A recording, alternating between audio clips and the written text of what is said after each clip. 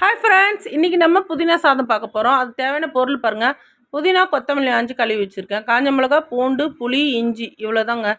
இது தேவையான பொருள் இது தான். இதுக்கப்புறம் ஒரு கடாய் வைங்க, எண்ணெய் ஊற்றுங்க. காஞ்ச மிளகா போடுங்க ஃபஸ்ட்டு. இஞ்சி போடுறேன். இஞ்சி போட்டுட்டு நல்லா வதக்கினா இஞ்சி கொஞ்சம் வேகிறதுக்கு லேட் ஆகும்ல, அதனால் இஞ்சி ஃபஸ்ட்டு போடுங்க. இஞ்சி போட்டு நல்லா வதக்கணுன்னா காஞ்ச மிளகாவும் பூண்டும் போடுறேன். பூண்டு போட்டு நல்லா வதக்குங்க. அதுக்கப்புறமா புதினா, கொத்தமல்லி எல்லாத்தையும் கொட்டிடலாம். ஓகேவா? ஒரு கொஞ்சம் கலரிட்டு பாருங்கள். ஸ்ரீபிரிதா சேனல் சப்ஸ்கிரைப் பண்ணிக்கங்க, பெல் பட்டனை அழுத்திக்கங்க.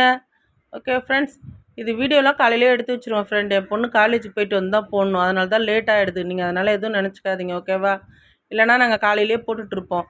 அவள் காலேஜுக்கு போயிட்டு 4 மணிக்கு தான் வந்தா. அவள் வந்து தான் போடுறா, ஓகேவா? புதினாவை கொட்டிடுங்க. புதினா தண்ணி ஒரு கை நிறைய கருவேப்பிலை போடுறேன். கருவேப்பிலை போட்டு நல்லா வதக்கிங்க. கொஞ்சம் தேவையான அளவு உப்பு அப்புறமா அரைக்கிறப்ப போட்டுக்கலாம். நல்லா வதக்கி எடுத்துக்கோங்க. இன்றைக்கி எங்கள் வீட்டில் என் பொண்ணுக்கு இந்த லஞ்சு தான். பாருங்கள் எப்படி செய்கிறேன்னு. ஒரு கொட்டை புளி போட்டுடுறேன். புளி தேவையானது போட்டு மிக்சியில் அள்ளி போட்டுட்டு ஆற வச்சுட்டு உப்பு தேவையானது போட்டு நல்லா அரைச்சிக்கலாம். அதுக்கு தேவையான சாதம் தாளிக்கிறதுக்கு சீரகம், கடுகு போட்டு கடலப்பருப்பு, காஞ்ச மிளகாய் போட்டு கடாயில் கொஞ்சோண்டு எண்ணெய் ஊற்றிட்டு இந்த அரைச்சதை தூக்கி அதில் கொட்டுங்க. தூக்கி கொட்டி தேவையான அளவு உப்பு கரெக்டாக இருக்கான்னு பார்த்துக்குங்க. பார்த்துக்கின்னு நல்லா கொஞ்சம் நேரம் கிண்டுங்க.